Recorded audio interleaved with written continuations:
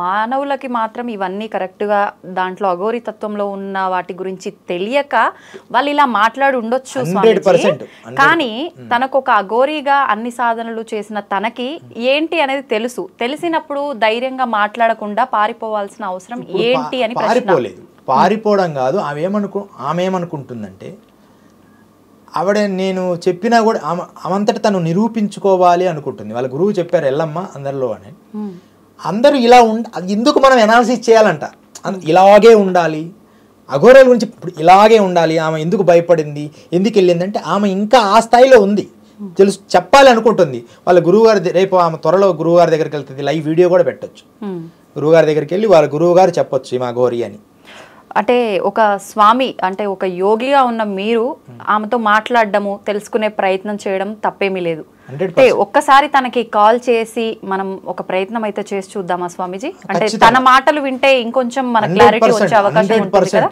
100% ఒకసారి ఫోన్ చేయమ్మా స్వామీజీ. ఒక్కసారి తనకు ఫోన్ అయితే చేసి చూస్తాను. తను ఆన్సర్ చేస్తే గనక మాట్లాడే ప్రయత్నం చేద్దాం తనతో. ఖచ్చితంగా ప్రయత్నం చేద్దామమ్మా, తప్పేముంది. నేను కాల్ చేస్తాను. ఒక్కసారి మాట్లాడండి స్వామీజీ. రింగ్ అవుతుంది.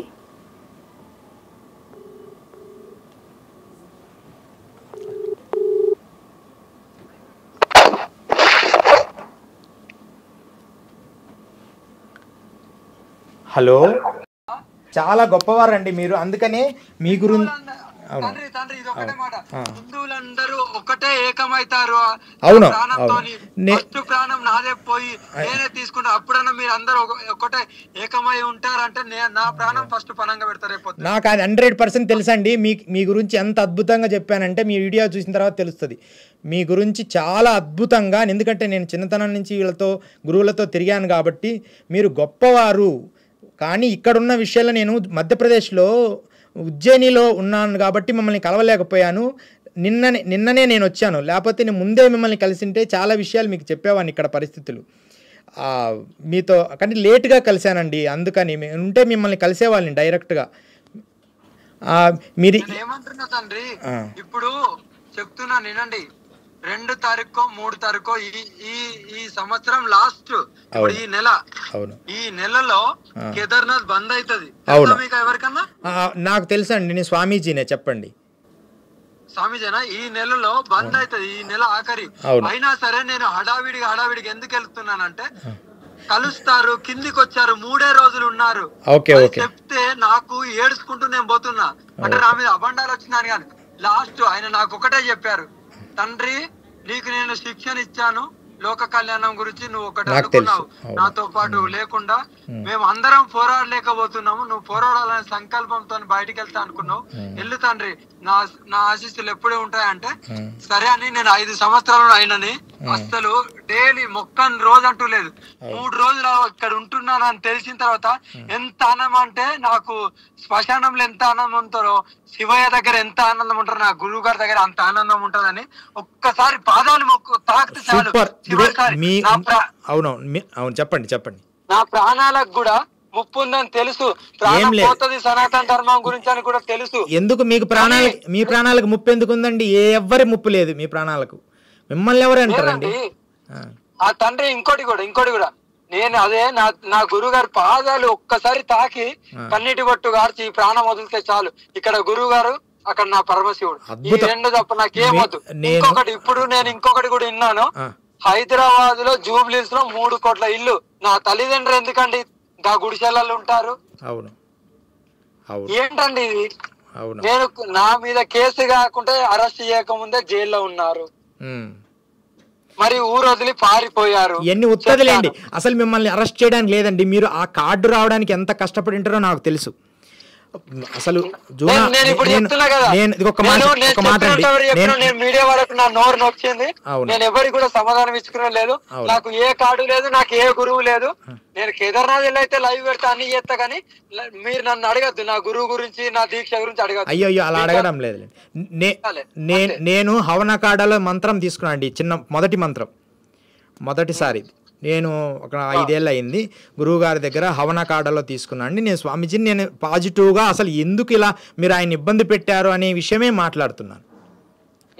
లైవ్ లో ఎందుకు అసలు వీళ్ళకు ఎలా అందరూ నేను ఒక్క ముందు మిమ్మల్ని కలిసింటే మీరు అసలు సేఫ్టీగా అసలు బాగుండేది. నేను ఉజ్జయినిలో ఓంకారేశ్వర్ వెళ్ళి ఉజ్జయినిలో రావడం వల్ల లేట్ అయింది. మీరు ఉజ్జయినిలో కూడా నా గురించి అడగండి, నాకు తెలుసు స్వామీజీ, మాతాజీ గారు నాకు తెలుసు. అఘోరాలు నాకు జునాకాడాలో, గిరినార్లో షేర్నాథ్ బాబా, తర్వాత ఇక్కడ అఘోరాలు, తర్వాత హవనకాడలో, జూనా అఖాడాలో ఎంతోమంది మిత్రులు నాకున్నారు, మాకు తెలుసు. కానీ నేను ఒక్క లేట్ అవ్వడం వల్ల వీళ్ళు ఏవో ప్రశ్నలు అడిగి మనిషిని విసికించి మిమ్మల్ని చాలా ఇబ్బంది పెట్టారు. అందువలన నాకేం ఇబ్బంది లేదు తండ్రి, నేను ఫుల్ ఇలాంటి అబండాలు నాకే కాదు. ఒకప్పుడు ప్రళయం వస్తే, ఏ ప్రళయం తెలుసా అండి మీకు? మూర్ఖులు రాక్షసులు గుళ్ళు ధ్వంసం చేసుకోవడానికి ఇలాంటి అప్పుడు అలాంటి వాళ్ళే ముందున్నారు. నేను ఒక అఘోరిని, ఒక్కటే మాట, నేను ఒక అఘోరిని, నేను ఒక సాధువుని అని కాషాయం బట్ట వేసుకొని, రుద్రాక్షలు వేసుకొని, బొట్టు పెట్టుకొని, ఒక పీఠం వేసుకొని కూర్చోవడం కాదు. దమ్ముంటే వచ్చి పోరాడండి ధర్మం గురించి. అవును, 100% మీరు సత్యమే చెప్తుండ్రు. మీరు అఘోరి అనేది 100% నిజము. పోరాడరు, పోరాడే వాళ్ళని ఇలా ఎక్కడ ఎప్పుడు పంపించాలని చూస్తారు. అంటే ఎందుకంటే వీళ్ళ నడవాయి కదా. అవునవును, వీళ్ళ నడవాయి. అవునవును, నాలాంటి వాళ్ళు వస్తే వీళ్ళ నడవాయి కదా, ధర్మంగా ఉంటే పంపించాలి. వీళ్ళేంది ఇళ్ళకి పోవాలి, ఏదో గుళ్ళకి పోవాలి, మంచి తూతు మంత్రం అనాలి, హోమం లాగా పెట్టాలి, ఒక 30,000 20,000 ఒక 5,000 10,000 తీసుకోవాలి, కడుపు నింపుకోవాలి. ఏం పర్వాలేదు స్వామీజీ, మీరు మరలా హైదరాబాద్ వస్తారు, ఈసారి మిమ్మల్ని మేము కలుస్తాము. నేను మళ్ళీ రేపు కుంభమేళాకు కూడా నేను వస్తానండి ఖచ్చితంగా. హవనకాడలో ఉంటాను, జూనా అఖాడా కూడా ఖచ్చితంగా మిమ్మల్ని సందర్శిస్తాను. మేము బాగా మంచి స్నేహం ఉందండి, అందుకని ఫోన్ చేయమని లాయర్ గారికి చెప్పాను. లేదు నేను ఇప్పుడు ఇక్కడ నేను ఏమేమి ఇక్కడ ఉండాలో అది చేసుకుని వస్తాను. సరేలేండి, సంతోషం స్వామీజీ. ప్రజలందరినీ ఏం పర్వాలేదు, అందరూ మంచి వాళ్ళు, వాళ్ళకి తెలియక అజ్ఞానంగా ఏదో అన్నారు, మీరు శాంతంగా ఉండి. ఏమనట్లేదు తండ్రి. తండ్రి ఇంకోటి, మీకైతే పరమేశ్వరుడికి మనం ఇయడానికి మనం ఎవరమండి? అవునవును, వాళ్ళకి తెలియక మూర్ఖులు మీరు. మీ సాధన ఒక్క మాట, ఒక్క 2 నిమిషాలు వినండి, ఇక్కడ చెప్తాను. ఇక్కడ నా గురించి ఒక 3 విషయాలు గుచ్చి గుచ్చి గుచ్చి అడుగుతున్నారు. వాటి 3 నేను ఎప్పుడో క్లియర్ చేసిన. జ్ఞానులకు మాత్రం అర్థమవుతుంది. పరమేశ్వరుడికి లీలమైపోయి నువ్వు ఒక దీక్షలో తీసుకోవాలంటే నీకు ఇక్కడ మొత్తం శూన్యము, మోమాయ అని అంటారు. మోమాయ అంటే తల్లి తండ్రి, తల్లి తండ్రి, ఫుడ్ గాని కట్టుబట్ట గాని ఏది ఉండదు. అవునా? దీక్ష ఇచ్చినప్పుడే హోమం చేపిస్తారు కదండి, ముండకం చేసి హోమం చేపిస్తారు కదా, పిండం పెట్టిస్తారు. చెప్పేది నాకు నేను పిండం పెట్టుకున్నాను, అదంతా నేను అలాంటి చెప్పదు, ఇంకా అది అయిపోయింది. గతం నేను ఎలా దీక్ష తీసుకున్నా బయట పెట్టాను, ఇంకా అయిపోయింది. ఇప్పుడు నేను బయట పెట్టా మొన్నటిదాకా అనుకున్నా గానీ. అయితే ఇక్కడ నేను ఒక లోక కళ్యాణం గురించి వచ్చినప్పుడు నేను భగవంతునికి ఏమనుకున్నా అంటే, భగవంతుడా, పరమేశ్వరుడా, అమ్మ పార్వతి, మీరే నా తల్లి, మీరే నా తండ్రి, మీరు నాకు ఈ జీవితాన్ని ఒక తల్లి గర్భంలో వేసి బయటికి తీసుకొచ్చి ఒక సాధన నేర్పించి, ఒక గురువుని కల్పించి సాధన నేర్పించి ఈ రోజు నన్ను ఈ స్థాయికి తీసుకొచ్చారు. మీకు నేను ఏమి ఇచ్చి రుణం తీసుకొని ఏమీ లేదు. కానీ లోక కళ్యాణం గురించి నేను బయటికి వెళ్తున్నాను, ఎన్ని ఒడిదుడుకులు వచ్చినా తట్టుకుంటాను. కానీ ఈ లోక కళ్యాణంలో నేను 2 చేయాలనుకుంటున్నాను. ఒకటి నా శరీరాన్ని త్యాగం, ఇంకోటి నా ప్రాణం. ఈ 2 నేను అనుకోనే వచ్చాను. అనుకొని ఈ గడువులో లోక కళ్యాణం 2 సంవత్సరాలు 3 సంవత్సరాలు ఇలా తిరుగుతూ పాదయాత్ర అన్ని రాష్ట్రాలు తిరుగుతూ అక్కడక్కడ గుళ్ళల్లో పోయి నా వంతు చేస్తూ అవన్నీ విజువల్ నేను చూపిస్తాను, అందరికి నిరూపిస్తాను. 3 సంవత్సరాలు కఠినమైన ఎండలలో తిరుగుతూ, ఎవరికి తెలియదు. ఇప్పుడు ఇది ఒక 6 నెలలు 7 నెలలు కాదు ఎవరో, నేను ఎర్రటి ఎండలు నడుచుకుంటూ పోతుంటే ఆయనకి ఏమనిపించిందో, పరమేశ్వరుడు పంపించిండు కావచ్చు. అవ్వా నువ్వు ఇలా పోకు తండ్రి, అప్పుడు నాకు గడ్డాలు గిడ్డాలు అన్ని ఉన్నాయి, మంచిగా రుద్రాక్షలు గిద్రాక్షలు అన్ని ఉన్నాయి. నేనే చెప్తున్నా కదా, మీరు గ్రహించు. శరీరం త్యాగం అంటే ఏంది తండ్రి? అంటే కాళ్ళు చేతులు తీసుకోలేం కదా. ఏమున్నది? పరమేశ్వరుడికి ఒక లీలం అవ్వాలంటే నీకైతే ఏదైతే ఒక ప్రాణము, ఒక అంగం అనేది నువ్వు పరమేశ్వరుడికి నువ్వు నా సర్వస్వం ఇదే, నేనే ఇది ఇచ్చిందంటే నీకు ఇంకా దీనికి మించిన వేరేది ఇవ్వడానికి ఏం లేదు. కాళ్ళు చేతులు అయితే ఇచ్చినా ఆయన ఒప్పుకోడు. అవునా? అవును అవును మరి నా భక్తి కూడా చూపించుకోవాలి కదా, నా భక్తి నేను చూపించుకుంటా. ఇప్పుడు ట్రాన్స్జెండర్ వాళ్ళు ఏమంటున్నారు అంటే ఆమె మా మా మా కమ్యూనిటీకే చెందింది, అవును కొన్ని ట్రైన్లలో ఇలా వెళ్ళి తిరిగా చూపియాలి, నాకు చూపియాలి. అవన్నీ అబద్ధము, అవన్నీ అబద్ధము మాతాజీ. మీరు 100% పురుషులైనా కూడా స్త్రీతత్వాన్ని పొంది ఉన్న 100% ఎన్ని మనుషుల విధానాలు. ఇప్పుడు అర్ధనారీశ్వరన్ నేను 100% త్యాగం చేసిందని చెప్పిన కదా అన్ని ఇంటర్వ్యూలలో చెప్పిండ్రు. 100% నేను ఒక్క వారం ముందు కలిసింటే బాగుండు. సరే స్వామీజీ, చాలా సంతోషం. లాయర్ గారు ఇచ్చారు, చాలా సంతోషం. జై గురుదత్త. నమో నారాయణ. స్వామీజీ హర హర మహాదేవ్, హర హర మహాదేవ్. అంటే స్వామీజీ, ఇప్పుడు దాకా మీరు అఘోరి నాగసాధువు గారితో మాట్లాడిన సంభాషణ విన్న తర్వాత తను ఎంత పాజిటివ్గా చెప్తున్నారు అంటే ఇదంతా నిజమే అని నమ్మేసేలాగా ఉంది. విన్నంత వరకు నేను అనుకున్నా, అరే పాపం తను చాలా జెన్యున్గా ఉన్నారు కదా అని చెప్పి. కానీ ఇంకొకటి ఏమర్థమైందంటే నాకు, తనని తను అంటే నేనేదో తప్పు చేశాను కాబట్టి అందరు నన్ను ఇలా అంటున్నారు, ప్రూవ్ చేసుకోవాలి అనే ఒక వేలో లేదంటే ఇంకొక రకంగా మాట్లాడుతున్నట్టుగా నాకు అనిపించింది. తనకి ఏం అవసరం అని నేను అంటున్నాను స్వామీజీ. తనని తను ప్రూవ్ చేసుకోవాల్సిన అవసరం ఏముంది తప్పు చేయనప్పుడు?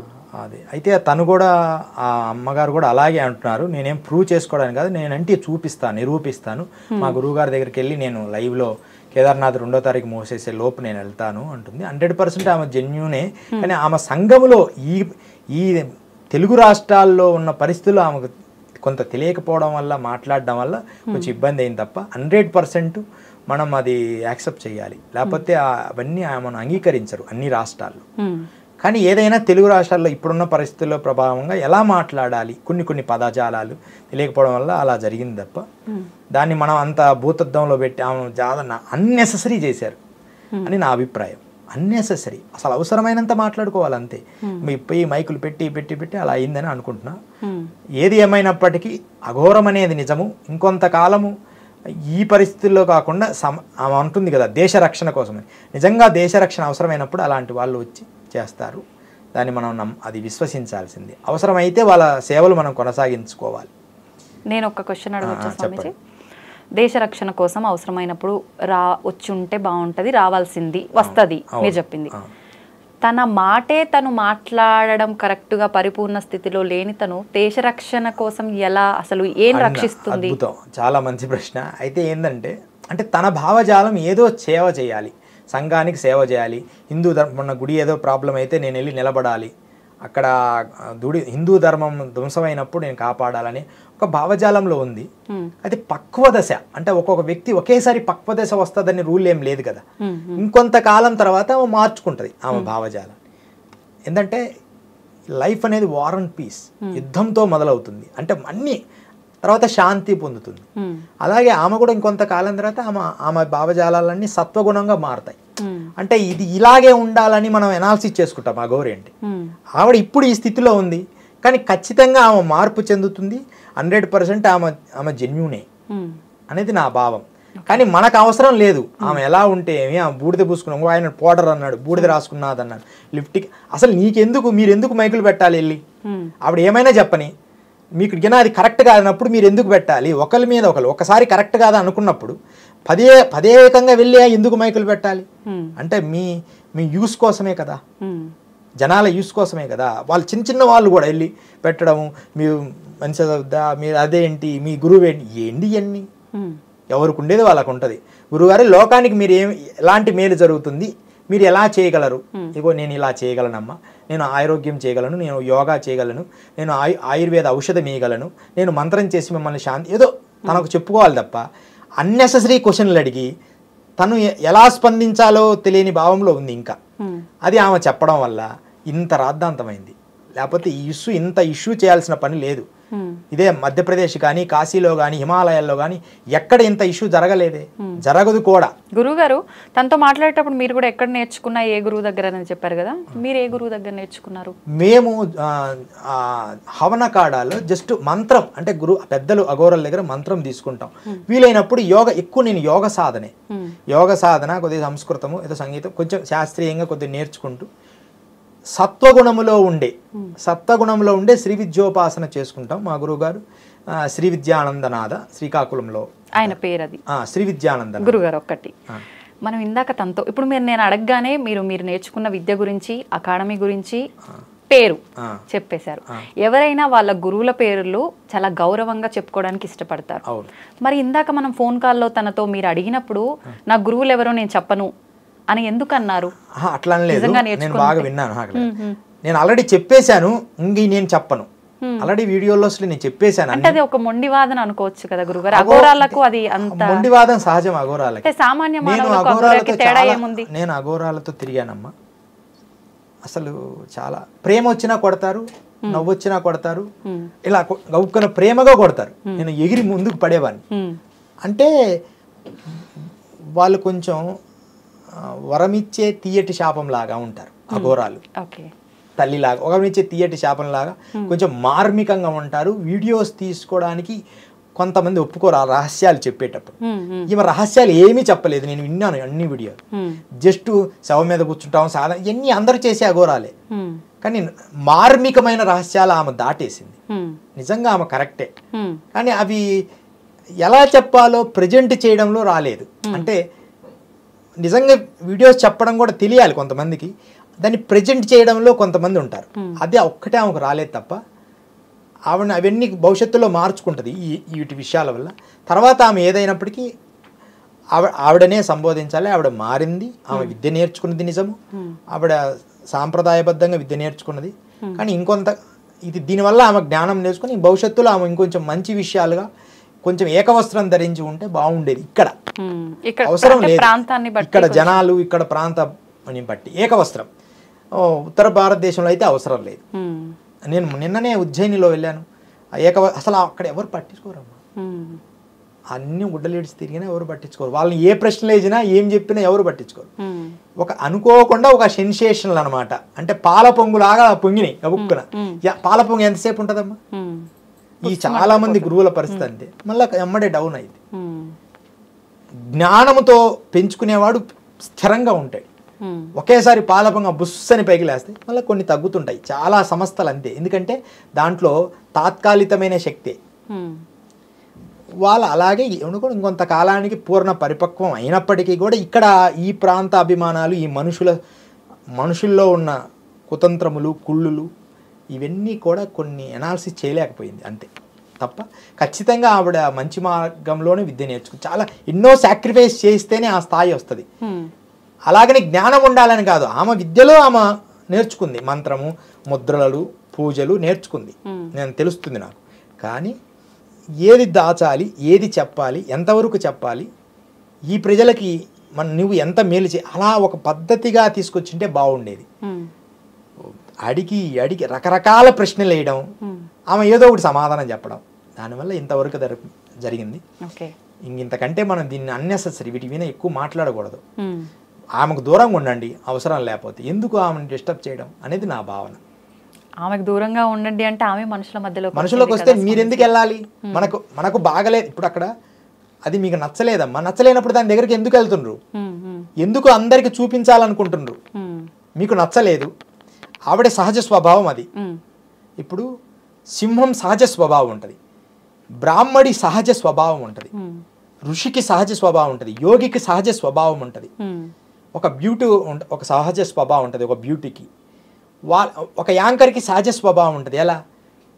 అడ్మినిస్ట్రేషన్గా మాట్లాడడం, అవసరమైన ప్రశ్నించడం, అలా ఉండాలి. ఇప్పుడు ఐ డ్రీమ్ అనేది ఎంత అద్భుతంగా ఉంటుందంటే, నేను చూసే అన్నిటిల్లో పిచ్చి కంటెంట్స్ ఉండవు, అనవసరమైన మైకులు పెట్టి నెసెసరీలు ఉండవు. ఒక వ్యక్తిని ఎంతవరకు మాట్లాడాలనే పద్ధతిగా ఉంటుంది. ఎందుకని? దాని సహజ స్వభావం ఒక పద్ధతిగా తీసుకొస్తున్నారు. అది ఎంతకాలం ఉంటుందో అంతకాలం దాని పేరు అద్భుతంగా ఉంటుంది. అది నేను చెప్పుకొచ్చా. అందుకని ఇది మనం అది కాపాడుకుంటేనే గొప్పగా ఉంటుంది. అంతేగాని అన్నెసరీ ప్రశ్నలు వేస్తే అన్నెసెసరీగా అయిపోద్ది. ఇది యూట్యూబ్లో అందరూ యూట్యూబ్లో పెట్టడం అన్నెసెసరీ. దాని గురించి మనం ఎక్కువ మాట్లాడకూడదు. భవిష్యత్తులో మనం మంచి కార్యాలు, మంచి ఆయుర్వేద కార్యాలు, మంచి విషయాల మీద మనం డిబేట్ చేద్దామమ్మా. అది అందరికి మేలు జరుగుతుంది వీటికంటే కూడా అని నా భావన. బంగారు తల్లి తప్పకుండా జై గురుదత్త. అడగగానే వచ్చి నాకు సమయాన్ని, మీ విలువైన సమయాన్ని నాకు కేటాయించి మంచి విషయాలు మాకు తెలియజేసినందుకు ధన్యవాదాలు. జై గురుదత్త. శ్రీమాత్రే నమః. సర్వమంగళాని భవంతు. జై భోలేనాథ్కి జై.